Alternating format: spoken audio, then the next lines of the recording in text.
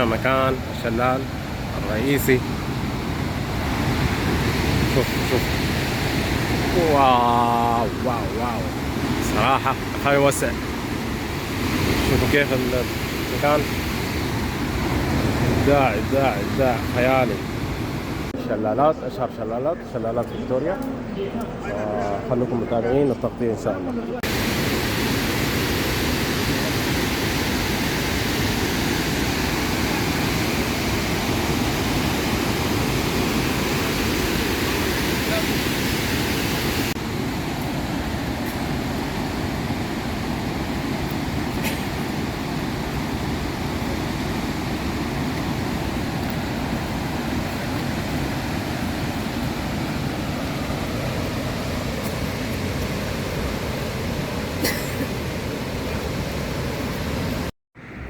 السلام عليكم من زيمبابوي، بالتحديد عند شوفوا لقطة قريبة من إحدى الشلالات. هو يتكون من أكثر من شلال، أقرب نقطة تقدر توصل فيها للشلال. صراحة شيء خيالي. شوفوا المكان ده، أول شلال من شلالات فيكتوريا. هذا الإنسان هو اللي اكتشف شلالات فيكتوريا سنة 1813.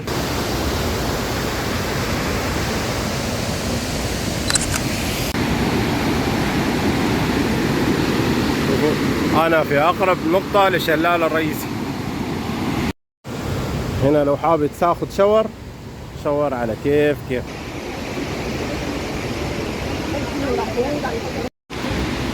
شوفوا في ناس وين جالسين. ما بقرب أوضح أكثر. مكان كله قرود، مليء بالقرود، كمية كبيرة من القرود حولي كله قرود. أنا في الوسط، أحس إنه أنا محاصر بينهم. هنا توضح خريطة فيكتوريا أو شلالات فيكتوريا، قريبة من 4 دول: أنغولا، زامبيا، زيمبابوي، بوتسوانا، نامبيا. حتى تقريبا أنغولا قريبة منهم. بس شوفوا نقطة الالتقاء، أنا امبارح كنت في نقطة الالتقاء بين 4 دول. I'm taking video. Okay. Okay. شوفوا المنحوتات، يعني صراحة إبداع. أو هنا شوفوا أحجام كبيرة من التصاميم.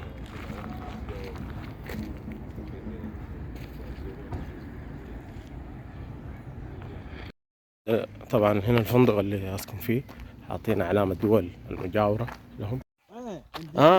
شوف غزلان زيمبابوي. اوكي، شوفوا في فيل، ما اعرف يبين ولا لا. شوفوا هنا الفيل، في فيل كمان.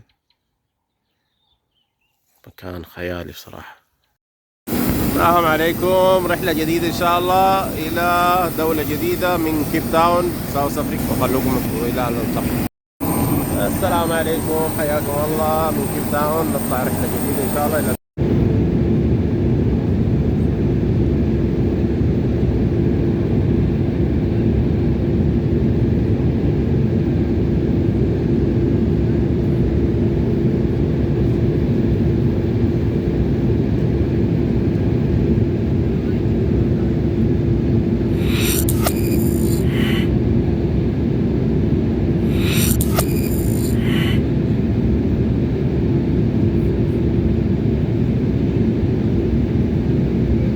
السلام عليكم، حياكم الله في الدولة رقم 82 من سائح حول العالم، دولة زيمبابوي، بالتحديد في فيكتوريا فول.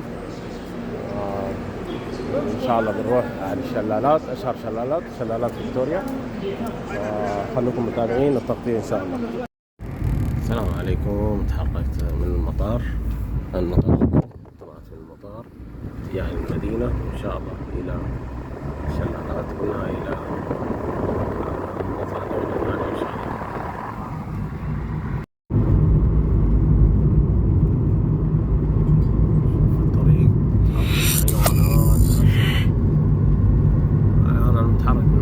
الشلالات.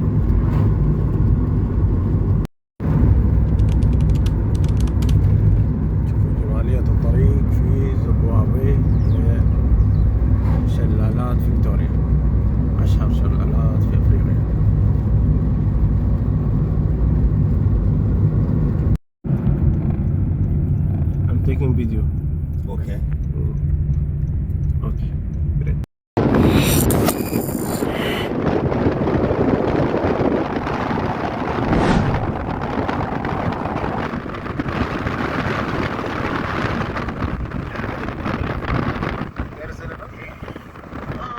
Okay, stop. شوف غزلان زيمبابوي. اوكي شوفوا في فيل، ما اعرف يبين ولا لا. شوفوا هنا الفيل، في فيل كمان. مكان خيالي بصراحة.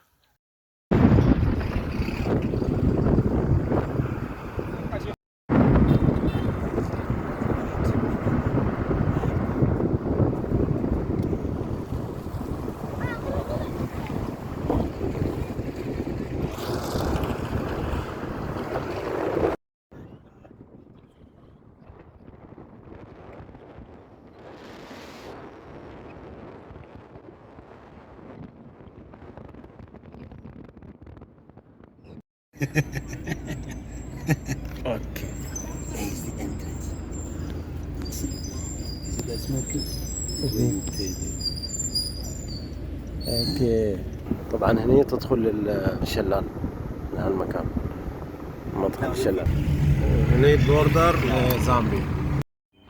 السلام عليكم، صباح يوم جديد من زيمبابوي، عاصمة فيكتوريا، اللي هي عاصمة السياحة في زيمبابوي. أشهر شلالات في أفريقيا. شوفوا فيكتوريا هنا مكانها، تقع بقرب من زامبيا وناميبيا وبتسوانا. ومبارحة كنت في النقطة الواصلة بين الأربع دول، النقطة الحدودية الواصلة بين أربع دول. السلام عليكم من زيمبابوي، بالتحديد عند مدينة فيكتوريا أو بحيرة فيكتوريا أو شلالات فيكتوريا، أشهر شلالات أفريقيا، واللي تقع بين زامبيا وزيمبابوي في الحدود، وأيضا بقرب منهم دولة بوتسوانا وناميبيا. فأربع دول بيلتقوا في حدود واحدة، لكن الشلال يقع بالضبط في الحدود الفاصلة بين زامبيا وزيمبابوي. انتظروا التغطية في أجمل شلالات، أحد أجمل شلالات أفريقيا. إلى اللقاء. شوفوا المنحوتات، يعني صراحة إبداع. أو هنا شوفوا أحجام كبيرة من التصاميم.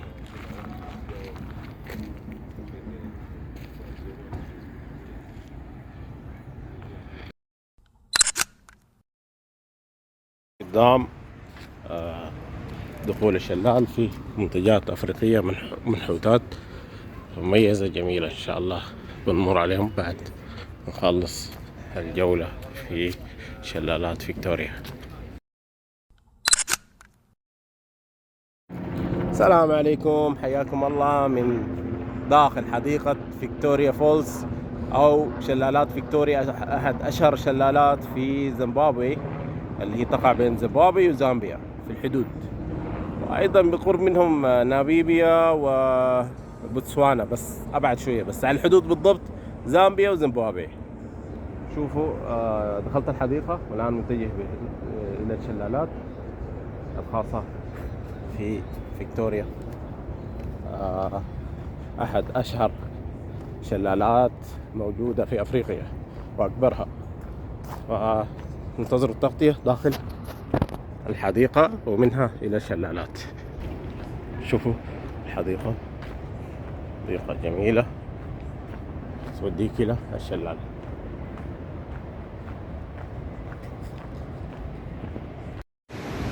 السلام عليكم، حياكم الله. وصلت إلى شلالات فيكتوريا، أشهر شلالات في أفريقيا.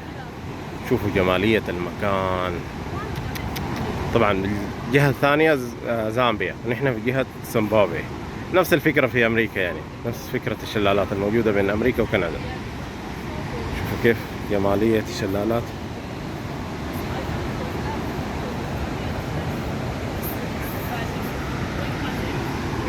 تقدر تنزل بالسلم، ممكن تقرب، تقدر تنزل بالسلم لين تحت وتعيش الانتعاش الحقيقي. خلينا نقرب أكثر. مشكلة يعني أجواء فيها ماي، أخاف التصوير يخرب يعني. شوفوا Those are the main falls from the distance. And the future falls coming in. This is called the large version.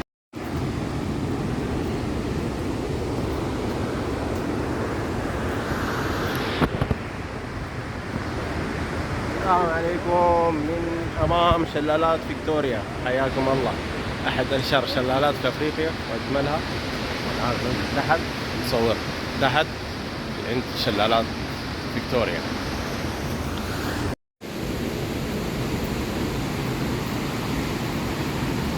شوفوا جمال الشلال ورذاذ الماء في كل مكان. شيء رائع.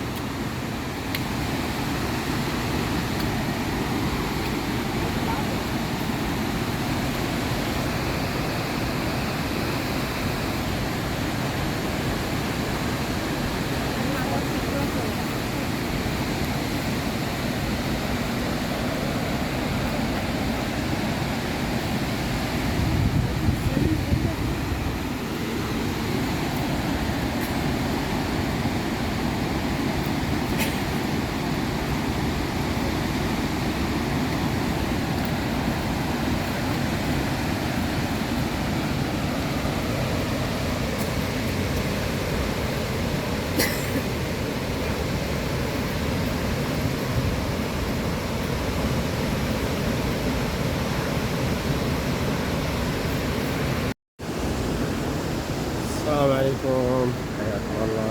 شوفوا جمال المكان وصالة المكان غير فيكتوريا. من أكبر الشلالات الموجودة في أفريقيا. شلالات جميلة ورائعة. إن شاء الله نمر على بالقرب من الشلال أو من داخل الشلال إذا سنحت الفرصة، وخلوكم متابعين التغطية. شوفوا لقطة قريبة من إحدى الشلالات. هو يتكون من أكثر من شلال، يمكن 4 أو 5 شلالات رئيسية. الآن وصلت إلى أقرب شلال، وبنتقل إلى الشلال اللي بعده والشلالات الأخيرة. وشوفوا كيف جمال. خلينا نصور بطريقة أفضل. شوفوا كيف يعني أقرب نقطة تقدر توصل فيها للشلال. صراحة شيء خيالي.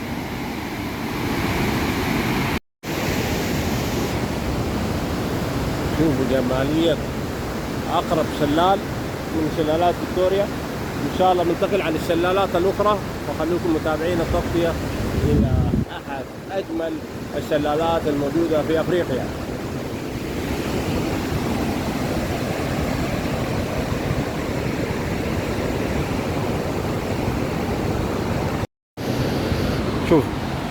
شوفوا الشلال. خاطري أنزل بس خطيرة بصراحة، خطيرة. شوفوا المكان ده. أول شلال من شلالات فيكتوريا، أول انحدار لشلال من شلالات فيكتوريا. هذا الإنسان هو اللي اكتشف شلالات فيكتوريا سنة 1813. اكتشف هالمكان في قديم الزمان، فخلد له تمثال يمثل هذه الشخصية اللي اكتشفت شلالات فيكتوريا في زيمبابوي، واللي تقع بين حدود زيمبابوي وزامبيا الشلالات. يلا وصلت زاوية أكثر وضوحا وأقرب للشلالات بشكل عام. شلالات فيكتوريا، وفي شلالات صغيرة طبعا. كان قبل 2 أو 3 سنوات كان مكان كامل شلالات، بس الآن شوية جفت المياه وقلت الشلالات، قلت عدد الشلالات. فالآن متكونة يمكن من 3 أو 4 شلالات رئيسية.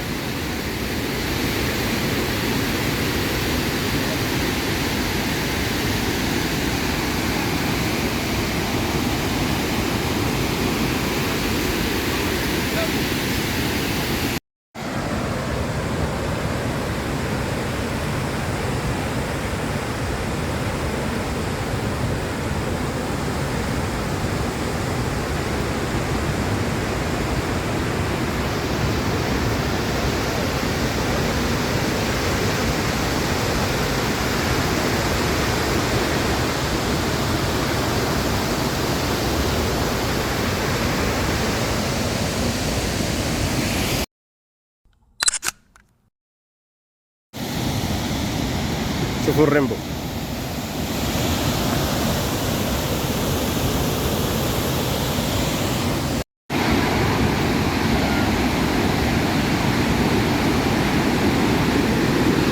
شوفوا أنا في أقرب نقطة للشلال الرئيسي. شوفوا كيف.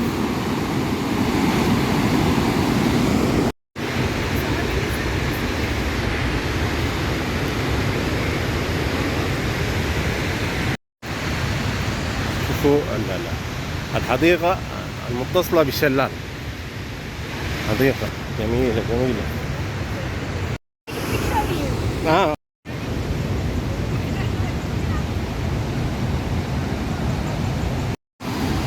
شوفوا هنا مكان الشلال الرئيسي. شوف واو واو واو صراحة خاي وسع. شوفوا كيف المكان إبداع إبداع إبداع خيالي.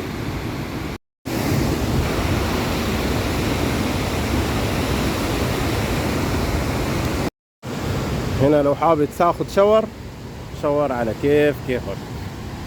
شوفوا كيف الرذاذ.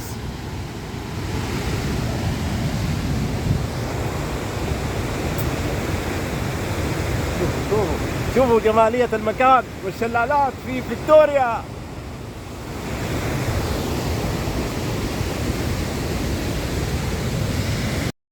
طيب أنا كنت هنا في هذه الشلالات، والآن جيت إلى شلالات أخرى. شوفوا الريمبو. طبعا كان قبل سنتين ما يعني، بس مع حصل جفاف شوية في المكان. شوف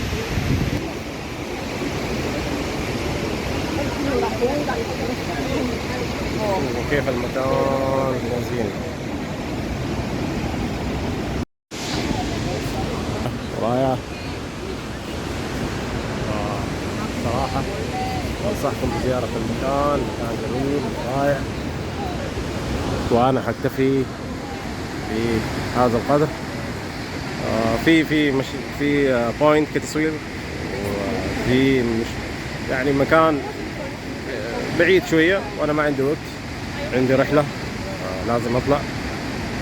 واستانست بالتصوير معكم في شلالات فيكتوريا. كانت فرصة جميلة إنه أزور الشلالات. شلالات جميلة ورائعة. يعني أنا واقف على الحافة، شوفوا كيف على الحافة، بس إطلالة جميلة ورائعة في المكان. شوفوا في ناس وين جالسين، ما بقرب أوضح أكثر لأنه خصوصيتهم، بس جالسين في مكان خطير.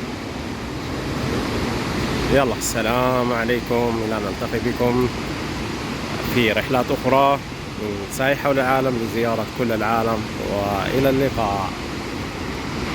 وأنا طالع من منطقة الشلالات في الحديقة علشان أخرج برا، إلا حصل الخروط الجميلة الرائعة مسالمة. طبعا ما بتسوي شيء، المكان كله قرود، مليء بالقرود، كمية كبيرة من القرود حولي كله قرود. أنا في الوسط، أحس إنه أنا محاصر بينهم، بس مسالمين ما يسوي حاجة. يقولوا سايح مسكين، ما نسوي له شيء. سايح حول العالم عادي ما نسوي له شيء يعني. شوف عادي للصور للسدة. هنا توضح خريطة فيكتوريا أو شلالات فيكتوريا، قريبة من 4 دول: أنغولا، زامبيا، زيمبابوي، بوتسوانا، نامبيا. حتى تقريبا أنغولا قريبة منهم. بس شوفوا نقطة الالتقاء، أنا امبارح كنت في نقطة الالتقاء بين 4 دول، مكان جميل بصراحة، يستحق الزيارة. وهنا انتهت رحلتنا في شلالات فيكتوريا. نلتقي بكم في أماكن جديدة، وكونوا معنا. السلام عليكم. طبعا هنا الفندق اللي أسكن فيه حاطين علامة دول المجاورة لهم. شوفوا المكان كيف جميل، فيه خيم 25 دولار لليوم إذا حاب تسكن في الخيم، مكيفة فيها مراوح. أوكي، أو تسكن في الغرف. أنا سكنت في غرف، ما أحب أسكن برا. أوكي.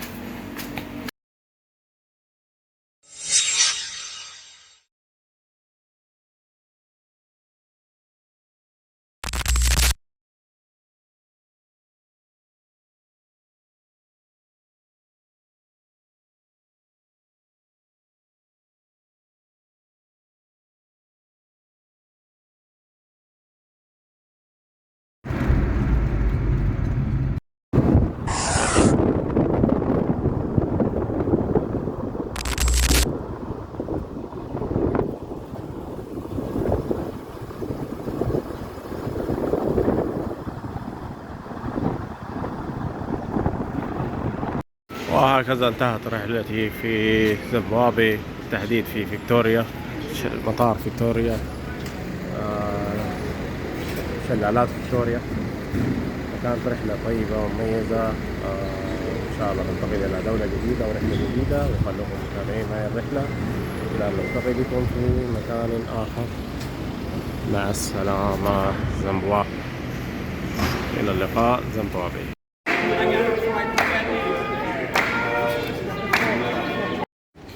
السلام عليكم. وهكذا انتهت تغطيتي في زيمبابوي. الدولة كانت رقم 81 من سائح حول العالم، وبنتقل الآن إلى دولة جديدة أفريقية. خلوكم متابعين التغطية. بنتقل عن طريق الأثيوبية، عندهم 3 طيارات فقط تهبط في المطار، فساوث أفريقيا وأثيوبيا، وفي دولة ثالثة ما أعرف. فخلوكم متابعين التغطية إلى أن نلتقي. إلى اللقاء.